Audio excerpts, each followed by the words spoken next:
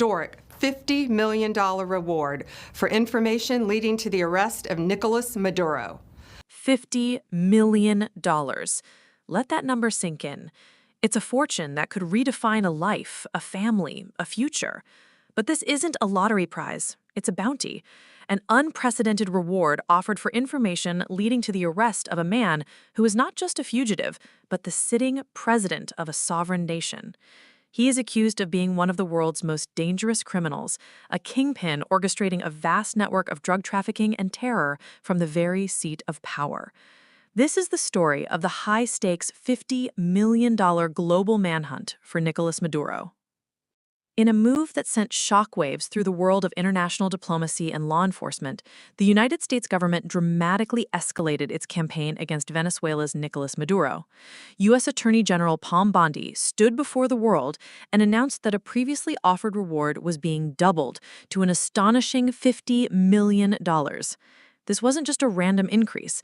The initial $25 million award, offered under the State Department's Narcotics Rewards Program, was already substantial. But doubling it to $50 million was a clear and unambiguous signal. In Bondi's words, Maduro was not just a political adversary, he was a major narco-trafficker and a direct threat to national security. This joint declaration by the Department of Justice and the State Department transformed a diplomatic standoff into one of the most high-profile criminal pursuits in modern history. So, what are the accusations that warrant such a monumental bounty? According to U.S. authorities, Maduro is the alleged leader of a vast criminal enterprise. He stands accused of weaponizing cocaine, actively conspiring with cartels to flood the United States with what Bondi called dangerous substances and violence. At the heart of this conspiracy is a shadowy organization known as the Cartel de los Soles, the Cartel of the Suns.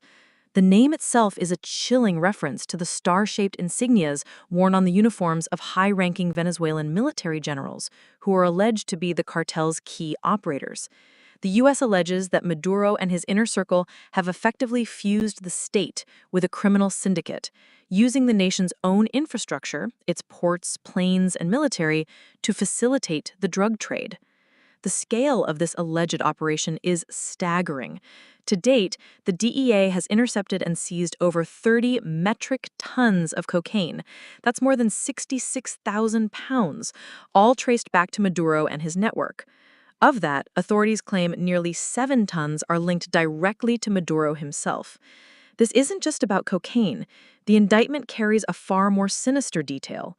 Much of the cocaine is allegedly laced with fentanyl, the hyperpotent synthetic opioid responsible for an unprecedented wave of overdose deaths across America. The U.S. government doesn't just see Maduro as a drug lord. They see him as a man whose alleged crimes have a direct and devastating human cost, contributing to the loss and destruction of countless American lives. But the allegations run deeper still, weaving a web that connects narco-trafficking to designated terrorist groups. The State Department has formally accused Maduro of participating in a violent narco-terrorism conspiracy with the Revolutionary Armed Forces of Colombia, better known as the FARC. For years, the FARC has been a dominant force in cocaine production. The U.S. indictment paints a picture of a mutually beneficial and deadly alliance. Maduro is accused of personally negotiating multi-ton shipments of FARC-produced cocaine. In return, he allegedly directed the Cartel de los Soles to provide military-grade weapons to the FARC. It was a simple, brutal exchange, drugs for guns, fueling conflict and crime on an international scale. Perhaps the most alarming claim is that Maduro solicited the FARC's help in training an unsanctioned militia inside Venezuela. This militia, according to the indictment, essentially acted as an armed enforcement wing for the Cartel de los Soles, blurring the lines completely between a nation's military, a criminal cartel, and a terrorist organization. While the criminal case builds, U.S. authorities have been waging a parallel war on the financial front. The Department of Justice has already located and seized over $700 million in assets tied to Maduro's alleged criminal network. This isn't just numbers in a bank account. These are tangible assets, including luxury real estate, at least 2 private jets, and a fleet of 9 high-end vehicles. Yet despite the indictments, the sanctions, the asset seizures, and the massive bounty on his head, Maduro's reign of terror, as U.S. officials call it, continues. This is the central paradox of the manhunt. The target isn't hiding in the mountains or a remote compound. He appears on television, commands an army, and governs a country. He claimed victory in a presidential election widely condemned by the United States, the European Union, and numerous other international observers as fraudulent. While the West recognized opposition leader Juan Guaidó as the legitimate interim president, Maduro never conceded. He remains in Miraflores, the presidential palace, his term not set to expire for years. This persistent grip on power makes the $50 million reward both a powerful tool and a symbol of the immense challenge facing those who want him brought to justice. The message from Washington is unwavering. As stated by Attorney General Bondi, under the current administration's leadership, Maduro will not escape justice and will be held accountable. The $50 million reward ensures that the pressure will not cease.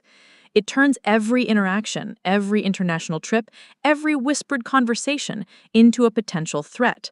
It's a declaration that for the United States, there is no statute of limitations on these alleged crimes. The hunt is global, the incentive is massive, and the U.S. government is asking for help. If you have any information that could lead to the arrest or conviction of Nicolás Maduro, authorities urge you to contact them through their secure channels. You can call 1-202-CRIMES or submit a tip online via the DEA's official portal. The final chapter of the story has yet to be written.